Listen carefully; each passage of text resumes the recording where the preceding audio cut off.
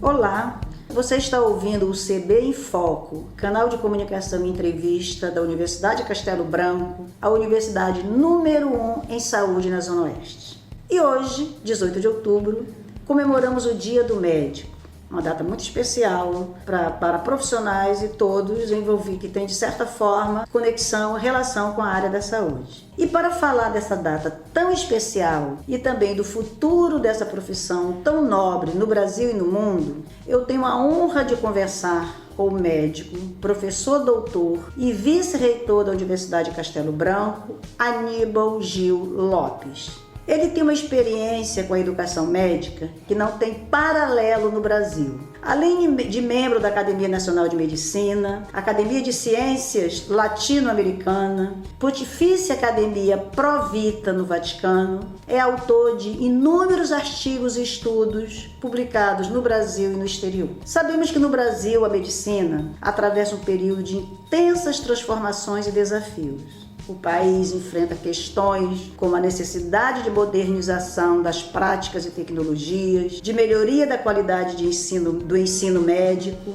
e a busca por soluções para a sustentabilidade do Sistema Único de Saúde do SUS. Como a gente pode ver, são muitos os desafios que englobam o exercício da medicina. E é nessa premissa que eu vou conversar com o nosso vice-reitor, queridíssimo professor Aníbal, que já está aqui e que é uma referência nacional e internacional quando o assunto é formação médica.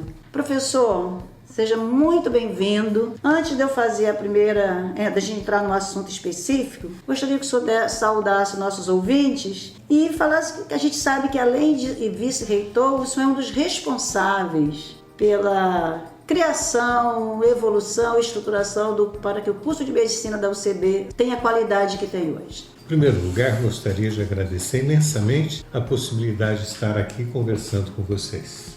Em um dia tão especial para todos os médicos, que é o Dia do Médico, 18 de outubro.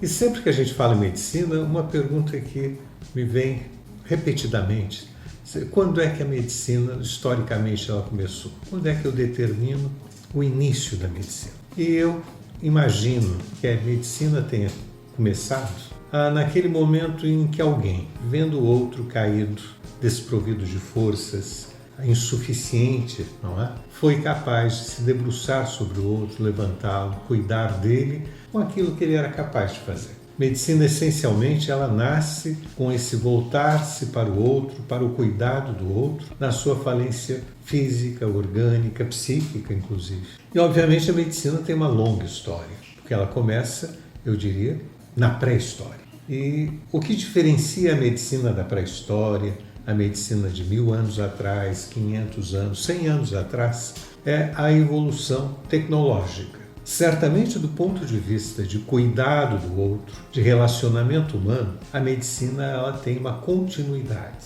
Aquele que não gosta do outro, aquele que não é capaz de dedicar-se ao outro, debruçar-se para levantar o outro, ele não pode exercer a função médica. Diria que não pode exercer nenhuma das funções profissionais envolvidas nos cuidados da saúde. Estou me referindo ao médico em particular, por ser o Dia do Médico. Mas todos os trabalhadores da área da saúde vivem a mesma realidade. A grande diferença é que hoje não basta eu ser capaz de ter compaixão e debruçar-me sobre o outro, de atender às suas necessidades simplesmente com as minhas qualidades humanas. Faz uma grande diferença a minha habilitação técnica profissional. Portanto, se medicina é uma arte, ela também é, acima de tudo, uma ciência. E uma ciência que cada vez mais se torna complexa, em que uma pessoa sozinha não é capaz de dominar todo o conhecimento médico, exigindo, portanto, que o cuidado médico ele seja realizado por equipes e que essas equipes, e cada membro de uma equipe médica, tenha essa disposição de continuamente estar ajustando os seus conhecimentos. E talvez a coisa mais difícil que exista não é adquirir conhecimentos novos, mas é substituir conhecimentos velhos por conhecimentos novos. As pessoas, à medida em que elas acreditam que elas sabem, elas fecham as portas para vir a saber o novo. Então a questão da medicina hoje é que o conhecimento ele tem um envelhecimento rápido, uma obsolescência rápida e que os profissionais da área da saúde necessitam ter uma formação continuada para que acumule ao longo do tempo as suas características humanas, humanísticas, que podem ir ao encontro das necessidades afetivas, emocionais de um paciente, mas que ele esteja continuamente acumulando novos conhecimentos que às vezes transformam radicalmente não só os tratamentos, os diagnósticos, como mais importante do que tudo, a própria expectativa de vida. São esses avanços técnicos, científicos, que fizeram com que a expectativa de vida de 50 anos atrás fosse extremamente inferior àquela expectativa de hoje, mais ainda daqueles que estão nascendo hoje. A minha geração já é uma geração em que a sua expectativa de vida, muitos de nós, ultrapassa a expectativa dos 70 anos. Muitos já ultrapassam a marca dos 100 anos. E aqueles que estão nascendo agora, certamente estarão tendo, talvez como normalidade, a sobreviver além dos 100 anos. Então, no Dia do Médico, é muito importante ressaltarmos esses dois aspectos. Medicina é uma arte. E como arte depende da humanidade do médico, da capacidade de aproximar-se do outro, de ter compaixão, de ter verdadeiro espírito de acolhimento e de serviço. Por outro lado, isto só não basta. O médico é aquele que tem que continuamente dominar novas tecnologias, novos conhecimentos, para poder oferecer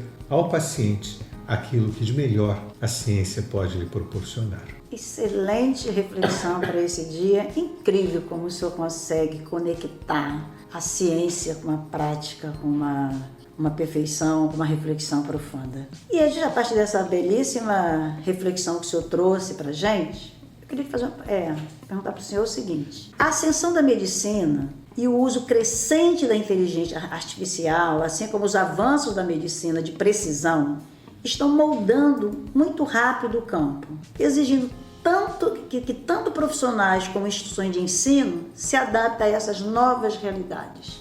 O senhor, na qualidade de vice-reitor de uma instituição de ensino de saúde, o que o senhor diz para a gente sobre essa questão? Eu diria que a questão da inteligência artificial ela é muito importante, mas só pessoas que têm inteligência real são capazes de utilizar a inteligência artificial adequadamente. Inteligência artificial, ela encontra respostas para perguntas, ela pode oferecer caminhos que, do ponto de vista de abrangência, seria muito difícil uma pessoa sozinha fazer esse trabalho. Como o computador. O computador faz cálculos admiráveis já há mais de 50 anos, que uma pessoa sozinha levaria muito tempo.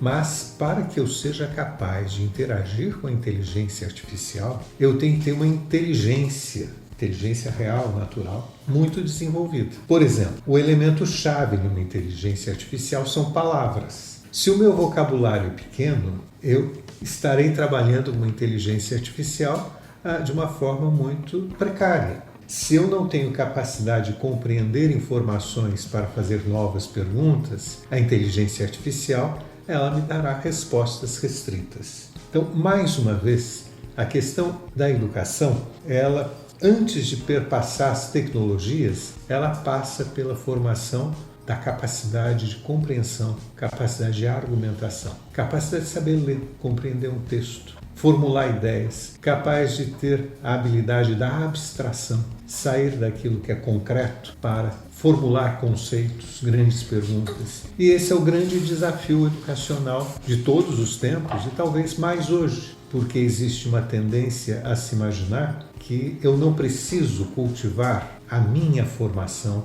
o meu conhecimento, e que eu posso depender de outros instrumentos, de inteligências ou mecanismos artificiais. Eu entendo que a inteligência artificial separará mais ainda os que sabem dos que não sabem. Se criará um profundo fosso de não saberes e não sabentes. Os que sabem conseguirão saber mais, os que sabem pouco saberão cada vez menos. E o grande desafio educacional hoje é preparar pessoas capazes de pensar para interagir com a inteligência artificial. Ele não pode ter a expectativa de que a inteligência artificial irá substituir a sua inteligência. E a expectativa é que, se ele tiver inteligência pela artificial, ele ampliará o seu conhecimento e o seu entendimento. Se o seu conhecimento for pequeno, sua capacidade de discernimento, de raciocínio for pequena, ele não obterá praticamente nada de uma inteligência artificial. Ele terá respostas banais. Se eu perguntar o endereço de alguém, o nome, a data de nascimento, coisas banais. Mas ele não será capaz de formular perguntas para obter respostas de alta complexidade que acrescentem algo ao seu conhecimento e ao desenvolvimento do conhecimento da comunidade, da sociedade. Muito bem. Professor, dentro desse cenário, como o senhor visualiza, como o senhor vê a medicina do futuro e, na sua visão, qual o principal desafio para os futuros médicos? Muitas vezes a gente pensa em medicina como a arte de curar. E quando a medicina do futuro, mais e mais, é a arte de preservar a saúde, não deixar que fique doente. Os grandes avanços da medicina não são proporcionados pela capacidade de curar doenças. Essa é uma parte. Mas, por exemplo, o grande aumento da sobrevida, da expectativa de vida, é baseado exatamente na não ocorrência, no evitar a ocorrência de doenças. Alguns elementos terapêuticos trouxeram um ganho brutal na expectativa de vida. Primeira coisa, vacinas. Vacina mudou a história da espécie humana. Se eu pensar desde o início da varíola, as vacinas mudaram a expectativa de vida. Depois eu teria, por exemplo, remédios baratíssimos e comuns de acesso universal através do SUS, antihipertensivos. Há 50 anos atrás, pessoas jovens morriam de hipertensão, consequências cardíacas cerebrais. Hoje, um indivíduo controlando a sua pressão arterial, ele evitará ter esses agravos cardíacos, esses agravos de deterioração cerebral. Controle de diabetes, por exemplo, em que hoje há um custo financiado pelo Sistema Nacional de Saúde, o Sistema Único de Saúde. Nós podemos ter uma população que não vai morrer com tanta facilidade e com tanta deterioração de qualidade de vida se ele se medicar adequadamente. Os antibióticos, as pessoas morriam de infecções que hoje são facilmente tratadas. Então há um pequeno conjunto, quando eu digo pequeno, é um pequeno grupo de classes farmacológicas, terapêuticas, que previnem doença, impedem que as doenças progridem. Então a minha expectativa é que cada vez mais a gente cuide da saúde e não da doença. A gente fala em serviços de saúde, profissões da saúde, e muitas vezes a gente acha que cuidar da saúde é cuidar do doente. Esse é um aspecto, mas o aspecto mais importante, aquele que proporciona qualidade de vida, proporciona tempo de vida útil, tempo de vida de interação social, são todas as ações que previnem a doença. São as ações que promovem a qualidade da saúde. Então, o médico do futuro é alguém que não deve deixar que o seu paciente adoeça. Não é alguém que vai se dedicar a tratar de doença, mas é alguém que vai se dedicar essencialmente a impedir que a doença ocorra. Através de diagnósticos precoces, através de orientação de vida. Hoje, por exemplo, se entende como medicamento, como terapêutica que se prescreve, exercício físico, atividade. Tudo isso tendo como objetivo garantir saúde, saúde de qualidade e saúde pelo maior espaço de tempo possível. Muito bem, professor. O senhor falou de cuidados, dizendo que medicina é cuidar do outro, é acolher, falou do lado humano, da inteligência, da tecnologia. Aí eu lhe pergunto, não posso deixar de fazer essa pergunta, que eu tenho certeza que quem está nos ouvindo deve ter essa curiosidade. A partir da pandemia da Covid-19, a telemedicina ganhou destaque, né? Principalmente durante a pandemia, permitindo que médico e paciente se conectassem remotamente para consultas e acompanhamento. Eu sou de uma geração que acredita, não sei se é só a minha geração, muito na importância da relação médico-paciente. Existia o médico de família, não aquele com a formação médico de família, que agora, mais recentemente, virou uma especialização, uma especialidade, mas antes aquele médico de família que ia à casa, que cuidava da família. O que o senhor diz pra gente sobre isso? Eu diria o seguinte, que o cuidado direto, pessoal, ele é fundamental. A não ser em situações muito especiais, eu não veria a medicina à distância sem ter uma primeira etapa de encontro pessoal do médico com o seu paciente. Por outro lado, toda a tecnologia de comunicação abre possibilidades extraordinárias. Através de comunicação à distância, nós podemos ter relacionamentos altamente pessoais, personalizados, íntimos, porque esses relacionamentos dependem de uma coisa que é o desnudar o seu interior. É a capacidade de o médico, não é, dentro de um clima de privacidade, ele encontrar e entrar na intimidade do outro. Este é um encontro privilegiado da profissão, sob a condição do sigilo médico, da confidencialidade, ele entrar na intimidade mais profunda do seu paciente, tanto a intimidade emocional, psíquica, como a sua intimidade física.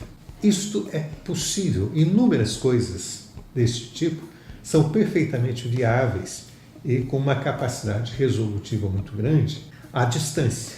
Hoje não é usual, não é? Mas é óbvio que através de duas equipes separadas eventualmente por milhares de quilômetros, se pode fazer uma cirurgia, onde alguém altamente especializado está comandando a cirurgia robótica em um continente e tem uma outra equipe que faz os cuidados imediatos. Então, a interação de equipes à distância é uma coisa fundamental, hoje importante. É claro que eu não posso ter a expectativa de que em diferentes regiões remotas do país eu tenha médicos com formações tão amplas para tratar de uma série de casos mais complexos. Portanto, uma consulta partilhada entre um profissional local e um profissional à distância pode trazer uma capacidade extremamente ampliada de fazer diagnóstico e tomar condutas mais apropriadas. Então eu vejo com um grande entusiasmo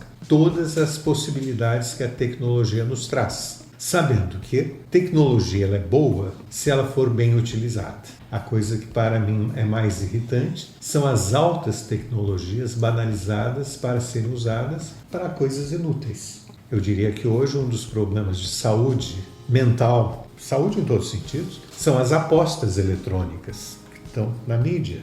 Isso é a tecnologia sendo utilizada para o mal. Poderia dar muitos exemplos de tecnologia mal utilizada. E eu posso ter essas mesmas tecnologias ampliadas para trazer qualidade de vida, para trazer uma comunicação que potencializa os conhecimentos entre pessoas distantes diante de um caso concreto. Então, a gente nunca pode julgar as tecnologias demonizando-as, colocando-as como um mal. O seu uso poderá ser mau e o seu uso poderá ser ótimo. Por exemplo, nós tratamos cânceres com energia atômica, produzimos energia elétrica através de reatores atômicos e podemos construir bombas atômicas para matar. Todas as tecnologias, elas são neutras, elas podem ser utilizadas para o bem e para o mal. E pessoas boas usam as tecnologias para o bem. E são as pessoas boas que constroem o futuro, a esperança da humanidade. E a gente nunca pode abrir mão de ter a certeza de que o bem sempre superará o mal. Que se eu for aquele indivíduo que busca o bem, que eu serei beneficiado pelo bem. A minha alegria será maior. Que bela lição para uma sexta-feira, não só para os médicos, mas para quem está nos ouvindo. É sempre uma honra ouvir, traz muita sabedoria, faz com que a gente reflita sobre esses valores da vida. Mas aí, na sua reflexão, eu lhe pergunto, professor, o senhor acha que os profissionais, os futuros médicos, os futuros profissionais, os alunos que estão hoje na universidade, ou os recém-formados, eles estão preparados para lidar com os avanços científicos, tecnológicos e até com as demandas dessa prática médica moderna? Eu vejo isso dentro da seguinte perspectiva. Há um conjunto muito grande de médicos necessários para prover cuidados básicos de saúde. Esse médico vai estar fazendo o atendimento primário, fazendo os diagnósticos mais corriqueiros, mais comuns, que é aquilo que a gente espera que uma unidade básica de saúde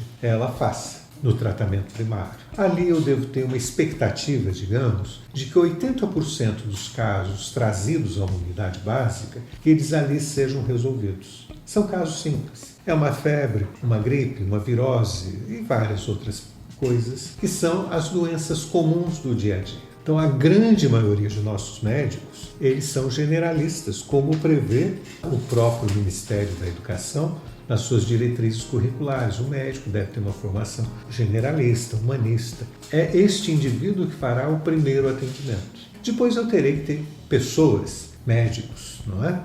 Que eles tenham uma formação muito mais alongada, que ele tenha o desejo de se formar para tratar daqueles pacientes que não tiveram seus diagnósticos e seus tratamentos resolvidos em uma unidade de tratamento primário. Então, isso é um atendimento secundário. Eu vou imaginar um atendimento terciário, quaternário, até quando eu chego no quaternário, em hospitais altamente especializados, voltados para situações, eu diria, complexas e difíceis, e que exigem profissionais também com uma formação muito ampla, complexa, e com especializações capazes de atos, às vezes, que ele tem que reproduzir inúmeras vezes e passar a vida fazendo aquilo. São atos médicos difíceis, complexos, que envolvem um longo tempo de formação. Então, o Brasil hoje passa por uma grande expansão do número de escolas médicas e de alunos de medicina. Eu diria que essa expansão é para que haja médico em todos os pontos do país e que todos tenham acesso ao primeiro cuidado de saúde. Eu não tenho a expectativa, e não é expectativa do Ministério da Educação, que eu esteja formando especialistas. Essas são fases posteriores. Eu não posso imaginar que eu tenha um neurocirurgião especializado em algum tipo de neurocirurgia muito específica, que não seja um número pequeno de pessoas, porque vai envolver habilidades intelectuais, habilidades manuais, a capacidade de concentração. Capacidade de concentração é uma coisa extremamente importante. Em um mundo que nos chama continuamente à distração, poucas pessoas hoje têm todas as habilidades voltadas a um foco, a uma concentração, de fazerem, por exemplo, cirurgias complexas. Então, a formação do médico brasileiro, ela passa por diferentes etapas. E poucos acabam sendo exatamente, cada um em sua área, pessoas de grande capacidade. Quem é médico na carreira universitária, se alguém perguntar, por exemplo, para tal quadro complexo, quem o senhor indicaria? Eu vou ser capaz de me lembrar de 4, 5 no país. Que não é muito mais do que isso na realidade, para certas situações. Eu vou pegar uma coisa que não é nem tão complexa. Hoje no Brasil nós temos em torno unicamente de 300 médicos cuja especialidade, cuja formação é em genética clínica, genética médica. No país inteiro são 300 geneticistas. É claro que eu não preciso ter um geneticista em cada esquina. Aqui é importante telemedicina, porque o médico lá na base ele pode ter dúvidas, ele pode, através de uma teleconferência, se encontrar com um especialista e resolver o diagnóstico, resolver inclusive o encaminhamento. Então a gente tem que ver que medicina, o profissional da medicina, ele não tem um padrão único, é um padrão altamente diversificado, é um padrão em que necessariamente eu tenho que ter uma base muito grande, numérica, muito grande de médicos, capazes de cuidar da saúde, prevenção, vacina, cuidar de hipertensão, de diabetes e todas essas coisas comuns que eu obtenho em um atendimento primário. Em qualquer unidade básica de saúde do país a gente vai encontrar. Desse eu tenho que ter centenas de milhares de médicos com essa capacidade. Mas eu não vou ter necessidade de centenas de milhares de neurocirurgiões ou de geneticistas. Então, medicina não o profissional é médico, mas ele se complementa, é um corpo social de médicos, onde um complementa a atividade do outro. E quando eu vejo, por exemplo, que um aluno de medicina não tem gosto pelo estudo, é uma pessoa que tem um desejo assim superficial, eu sei que esse indivíduo ele será um médico que não passará de saber montar o esquema de vacina, fazer diagnóstico de hipertensão, medir a pressão, ter os cuidados básicos de saúde. Porque medicina exige do profissional que quer ser um expoente, exige um estudo diário ao longo de sua vida, não é por meia hora. Exige pelo menos uma dedicação à profissão de 12 horas por dia, ou mais do que isso. Eu diria que na minha vida, durante décadas, eu tive muito mais do que 12 horas por dia dedicado à minha atividade profissional, ao estudo, à dedicação profissional propriamente dita.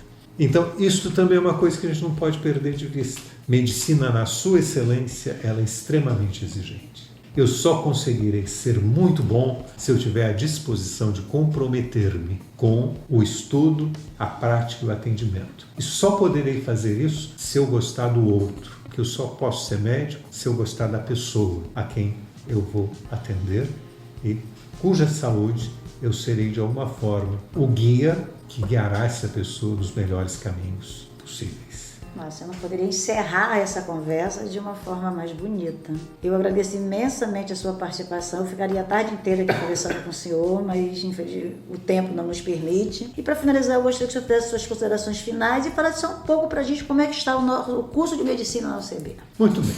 Eu estou falando aqui na qualidade de vice-reitor da Universidade Castelo Branco, que é uma universidade com mais de 50 anos de história na zona oeste do Rio de Janeiro. Uma zona que, por várias razões, ela é marginalizada de nossa sociedade. É um grupamento humano muito grande e onde nem todos os benefícios que a sociedade como um todo tem acontecem aqui. É uma região pobre do Rio de Janeiro. Uma universidade que há 50 anos atrás trouxe a possibilidade, em muitas famílias, do primeiro jovem ter um curso universitário. E quando um jovem de uma família onde ninguém foi à universidade, ele alcança a formação universitária, ele transforma a sua própria família, e transforma o seu meio. Então a Universidade Castelo Branco, ela tem um papel social que vai muito além de oferecer cursos. A universidade ela foi transformadora da sociedade da Zona Oeste do Rio de Janeiro ao longo de todas essas décadas.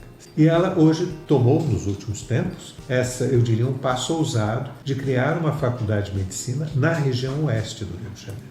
Uma faculdade que tem a noção, nós temos a noção, de que o nosso curso deve ser inserido na nossa realidade, ele deve ir ao encontro das necessidades desta população, ter eu diria, a ambientação dos nossos alunos na realidade concreta da Zona Oeste do Rio de Janeiro, fornecendo a esses nossos alunos a melhor tecnologia pedagógica de ensino disponível.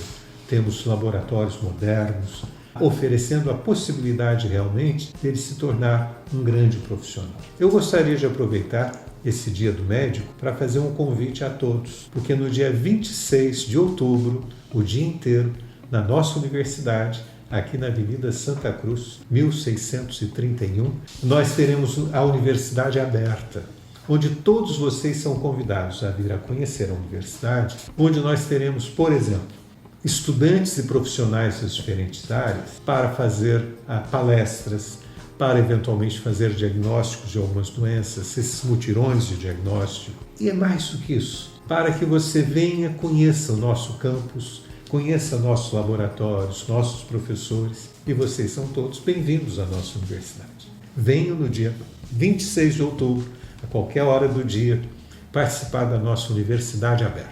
Aqui haverá um espaço para você e certamente muitas coisas para você deslumbrar um mundo diferente, um mundo que a universidade pode oferecer.